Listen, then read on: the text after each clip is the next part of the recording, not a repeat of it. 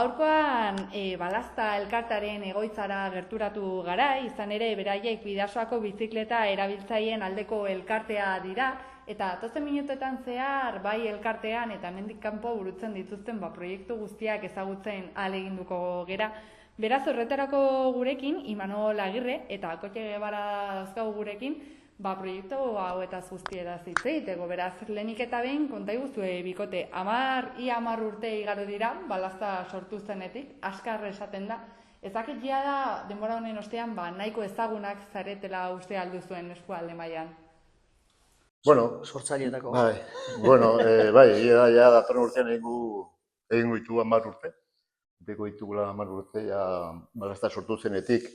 Hasiera izan zen bilera bat, nun planteatzen zen mugikortasuna Irun eta Hondarribian, eta hau sortu zen Hondarribian gehien bat, taldea Hondarribian, sortutako taldea Hondarribian ari zen, orduan. Eta, gure kezka zen lotura Irun eta Hondarribia, eta gaur egunean oraindik jarraitzen du kezka horrekin. Eta, horren inguruan sortu zen talde bat, kezkatuta mugikortasunarekin, eta, hortik hasi ginen lehenengo pausoak ematen, harrera osoan izan zen hasieran, talde sendo bat sortu genuen, eta handik gero 3-4 urtetara Irunen erortu dugu jende gehiago, eta egin genuen Bidaso aldeko taldea. Eta bakarrik Hondarribian edo Irunen da baita lotura Bidaso aldeko beste komarka batzuekin, ez? Hori izan zen pixka bat hasieran. Orain gaude beste ziklo batean, elkarte asko hasi da, azkenean ginen 20 lagun, orain gaude 100 lagun, 100 bazkide, eta plangintzak eta dugun proiektuak asko dire eta ezberdinak eta asko aldatu da.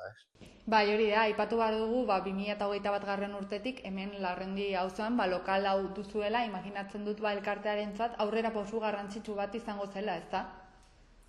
Bai, honek beste dimentsio bat eman zion proiektuari, ni justu orduan sartu nintzen, balaztan. Gehien bat martxan jarri zelako birziklatu izeneko proiektu bat, eta hor nolabait ere Irungo udalak aldundiarekin bat egin zuten proiektori aurrera ateratzeko, eta horregatik daukagu lokal hau erabiltzeko aukera. Eta hemen tailerra hasi izan, etzan bakarrik kanpo aldera edo plangintzetan parte hartzen, baizik eta bizikletak jasotzen, konpontzen, hasiera batean txatarreria batetik ekarritako bizikletak hasi ginen, baina gaur egun jende askok ekartzizkigu bere bizikleta, hori sotoetan eta goreta dauzkatenak, edo denetarik eta juten gara konpontzen, eta juten gara bizikleta horiek martxan jartzen, ze hori da gure modu desberdinetan, pixkat kontatuko dizu lasaiago, baina hori da gure helburua. Gero eta bizikleta gehiago jarri zirkulazioan, ez daitezela egon etxetan gordeta, eta ahalegintzea bizikleta horiek zirkulatzeko modu seguru eta egoki batean. Horixe, atzean ikusten dugu ez, tailerra baduzuela, askotan etxean falta den espazio hori bizikleta atondu eta benetan segurtasunez martxan erabili ahal izateko. Imaginatzen dut hori, ondo aipatzen zenuen bezala, proiektu asko garatzeko aukera emango dizuela tailer honek, ez da? Pixka bat zeintzuk dira martxan dituzuen proiektuak edo nola mugitzen dituzue bizikleta horiek? Tailerrekin lotuta proiektua da birziklatu da aldundiak bultzatutako proiektu bat. Helburua da hori, Imanol kontatu pixka bat, kalean, abandonatuta daude bizikletak, baina baitan garaje sototan hori berriro zirkulazioan jartzeko, edo jende behartsuei edo bizikleta beharrean duguna, baitari aukera bat eman bizikleta bat eukitzeko. Eta, hasieratik tailerra izan da oso proiektu potente gure barruan, ordu asko sartzen dire hemen etortzen dire bazkideak bizikleta konpontzera, baita bere bizikletak mantenua egitera, hemen zaten zu zerbitzu bikoitza dugula, alde batetik, bazkide bakoitza etortzen da bere bizikleta konpontzera, badago mekaniko bat, profesional bat, esaten dizut laguntzen digula bizikleta konpontzen, eta gero aparte konpontzen dire bizikleta horiek doaitzak edo egiteko. Adibidez, joan den urtean, komentatu dizunaren bezala, bidali genuen ia konteiner bat Senegalera. Bizikletaz konpontuta Senegalera, eta jaso zuten oso gustora zen. Askotan umeak eskolara joateko gehin bat 100 kilometro pilo bat, eta egiten dute oinez, eta bizikleta horiek bizitza asko erresa egiten zaiela, ez? Edo hemen ere, Irunen jende asko eskatzen digu bizikleta, jendea, etorri berriak edo behar dituztela, mugitzeko bizikleta bat lanera joateko, edo gau ez mugitzeko, eta bar, eta hori ere ematen digu bizikletak, ez? Edo, adibidez, Valentzian gertatutako danarekin, han bizikleta pilo bat desagertu ziren, eta bizikletarik gabe gertatu ziren, eta orduan, Valentziako elkartea, Txirrinduaren elkartea, balazta bezala, egin ziguten eskara bat, aberatik egin ditun bizikleta batzu bidali, eta bidali egin ditun ez dakit hogei bat, edo ez dakit zenbat. Bueno, holako gauzak egiten dugu, baina gero aparte, hori tailerrekin pixka lotuta. Gero badugu beste proiektu batzu, adibidez, bizikletaren adinik ez, dakit ikusi duzuen, kaletik, adineko jendea eta paseatzen, nola triziklo handi batzutan, hori ere martxan jarri zen, orain dela 3 urte, eta, bizikleta batzuk, diputazioak eta Irungo eta Hondarribiko udalak eman ziguten diru laguntza bizikletak erosteko, eta ia astero egiten da irteera bat, baten da zaharren etxetara, eta egiten dire txangoak, da berrian, eta oso zerbitzu edo oso proiektu eskorrerondikoa da, ez? Jendea eskertzen dizu pila bat, eta, ematen dizu, posa ematen dizu, ikustea jendea gozatzen dula, askotan igual, urteak eta urteak joan gabe, espigoira, ez? Ematen duzu bizikletaz, espigoira, ematen duzu Behobiara, edo, Hori egiten dugu nagusi lanekin, akordio batean, ze nagusi lanek ekintzak antolatzen ditu egoitzetan, eta orduan guk jartzen ditugu nolabait trizikloen mantenimendua eta pilotoak eta nagusi lanek. Eta hori ere importantea da Balaztan, ze harreman asko dauzkagu beste elkartekin gauzak egiteko, ez ditugu gauzak gu bakarrik egiten. Eta kotek esaten zuen bezala baita ere hitzarmenak, ez bai Caritasekin, Harrerakin, nolabait ere hemen fokalizatzen da honen inguruan beste elkarte batzuk beharko luketen zerbait, edo eskolekin, ez? Oraintxe bertan Playa Handiko institutoekin egin dugu beste hitzarmen bat, hitzarmena dauzkagu zenbait erakundekin, zenbait ikastetxekin, aurrak ere eskoletan bizikletak edukitzeko, proiektu hori. Hori da, garrantzitsua da azken finean elkartea ikustaraztea, eta ondo aipatzen zenuten bezala, balaztako kide izateko aukera badago. Ez dakit zer abantaila ditun honek, zertarako balio duen balaztako harpidedun edo izatea? Hor bazkidea jasotzen du, ez dakit, onura partikularrak, ez? Adibidez, alduzu bizikleta ekarri honea, baduzu tailer bat, baduzu herramienta pilo bat, zure bizikleta konpontzeko, baduzu mekaniko bat, laguntzen dizula zure bizikleta ondo mantentzeko. Alduzu piezak erosi, bigarren eskuko edo berria, prezio honen batean. Hori da bazkidentzako zerbitzuak, baina gero aparte, ez dakit, tailerraz aparte egiten dugun, antolatzen dugu txangoak, bizbenka, egiten gara bizikletaz, edo egiten dugu martxak, egiten dugu, zer gehiago, Balaztaren eguna. Balaztaren eguna, ere, hori da bazkidentzako edo barruan dago jendearentzat. Eta gero, asmoa da, bizikletaren erabilpena bultzatzea, ez? Hori da gure helburua, jendea bizikleta erabil dezala, bai hiritan. Ez bizikleta, kirol bizikleta, edo hirian erabiltzeko, egunero, erosketa egiteko, eskolara joateko, lanera joateko, hori da gure helburua, eta hori egiteko era seguru batean. Hori asko eskatzen gaitu, eta da segurtasuna, zen jende askotan bildurra dauka bizikletakin erabiltzeko. Horixe da, aipatu behar dugu, hori tailerrearen barnean egiten den lanaz aparte ere, kalean ikusten zaituztegula. Adibidez maiatzerako, okerrez banago, hainbat ekintza antolitu dituzue, bai hiria mailan eta eskualde mailan, jendea bizikletara animatzeko, ez da?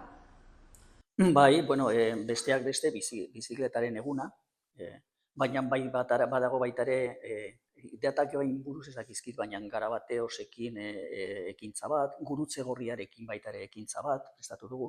Gero tailerrak, hemen bertan mekanikako tailerrak bazkidentzat ere egiten dira, eta horiek oso interesgarria dira.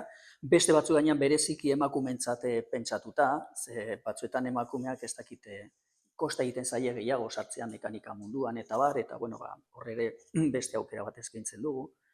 En fin, holako, eta gero sortzen direnak, programatuta ez baldin badaude, batzuetan agertzen dira eskaerak edo aukerak, eta horren Gero ere, entratzen dugu ikastaroak, bizikletak ikasteko, nola erabili bizikleta edo ibiltzen, ez? Askotan jendea ez daki, edo txikitan ibili da eta gero utzi du bizikleta eta nama urte asko erabili gabe eta, bueno, beldurra dio, edo, bueno, pixka bat hori gainotzeko, pues erabiltzen dugu, entolatzen dugu ikastaro horiek. Hori da, eta gero aipatzen zenuten, ez? Segurtasunaren gaia beti hasieratik eskatu zaituzen zerbait da, eta oraindik ere hortan lanean zabiltzate, ez? Azken finean jendea bizikleta erabiltzera motibatzeko, azpiegitura egokiak behar direlako, eta zuek hortaz ere arduratzen zarete alduzuen heinean ekarpenak egiteko, ez da?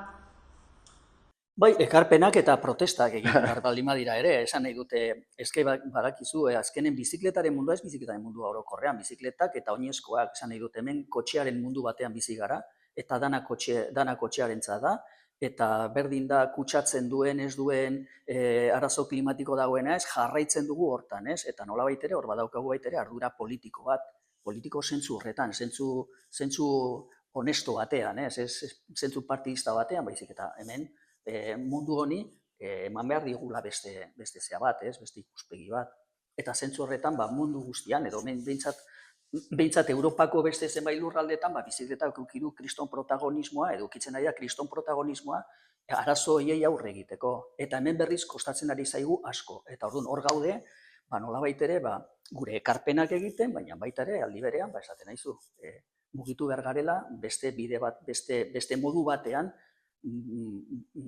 mugikortasun ez dakit maitagarri bat edo mugikortasun ez dakit nola esango nuke, jasangarri bat bultzatzeko. Eta bueno, begiratzen ditugu planak, mugikortasun planak, egiten ditugu gure ekarpenak eta bueno.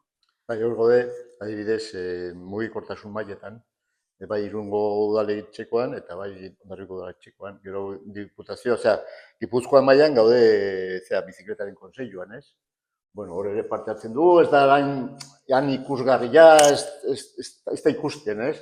Eta lan sakona, lan luzea, lan astuna dela, administrazioak inburrukatzen ere ez da erresa, askoz ez hain atsegina den, ez? Baina, bueno, hori da, egunero egiten dugun lan bat, ez? Eta gero, bueno, pues egiten beharrezkoa den lan. Bai, eta sortzen dire proiektuak eta begiratzen, egiten dugu gure ikarpenak, mugikortasun aldetika, bueno, pues bain egin da Irungo Pemusa, eta horren parte hartu dugu, eta egin dugu gure ekarpenak.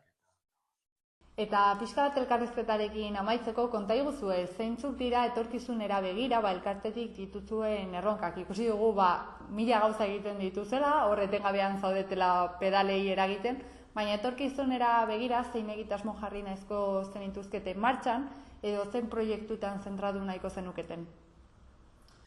Bueno, alde batetik, hori, bazkide inoiz baino gehiago daude, koterien esan duen bezala, baina beste alde, bolondrez aritzen garenez, eskuak behar dira. Baita ere, proiektuak aurrera eramateko ze batzuetan, egingo genituzke askoz ere gauza gehiago, baina ez daukagu lana egiteko indarrik. Orduan, hori nik uste dut erronka badela. Ez horren beste bazkide asko izatea, baizik eta pixkat, implikazio, askotan gure eztabaidaren artean da jende gaztearen gana nola heldu, ez? Bai, kostatik zaigu. Beste aldetik, nik uste dut beste erronka badela, ja lortzen dugun kontzientzia hori ez izatea gure friki batzuen kontua bizikletaena, baizik eta pixka zabaltzea orokorrean gizartean. Nolabait ere guztion mesederako delako, ez da gure gauz. Gu honek ibili gaitezke bizikletan, ez dugu inoren beharrik, baina zute mesede sozial bat behar dela, eta ez dakit agian beste... Bueno, beste erronka bada komunikazioarena, ez? Egu ikusten dugu, bueno, are sozialetan ez geha mugitzen oso harinak arrela hortan, eta, bueno, beharko genuke hor, pixka bat gure lan, eguneko lan hori zabaltzeko eta jendea ezagustarazteko, beharko genula hor sare sozialetan mugitzea parte hartzea, ez? Eta, bueno, hori beti gainean ematen digu pixka pereza, parizondi ematen diguten, bueno, hori lan asko suposatzen da, eta gero jende gazteari gana iristeko, bueno, herramienta batzuk behar dire, eta, bueno, hortan gaude ere elkarte barruan proiektu horrekin.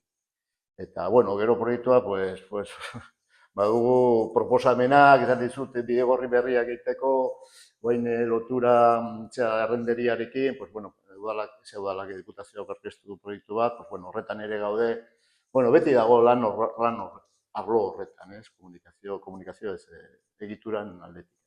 Hori da, ikusten dugu hori, proiektuak eta lan egiteko gogoak ez zaizkizuela falta, oso interesgarria izan da, eta nik uste laburpen on bat egin dugula, hemendikan gonbidatuko dugu, ez? Interesa duen guzti hori, zuengana hurbildu dadila, hemen Euskal Herria hiribidean zaudete, 12. zenbakiak. Bai, eta web horri badaukagu, balasta.org, eta hor badago informazio guztia, baita bazkide egiteko aukera, azken finean 20 euroengatik begiraz eskaintza.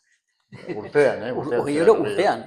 Ez dago bat ere gaizki, beraz, mila esker kontatutako guztiagatik eta baita egiten duzuen arengatik. Bakarrik oso bat esatea da, lokala tailerra irekita dagoela asteazkenero, arratsaldez, eta larun batero ere. Goizetan 10:00 ordu bat arte, eta arratsaldean 5:00 zortziak arte. Bikain, honekin geldituko gara, mila esker. Venga, zuri. Agur.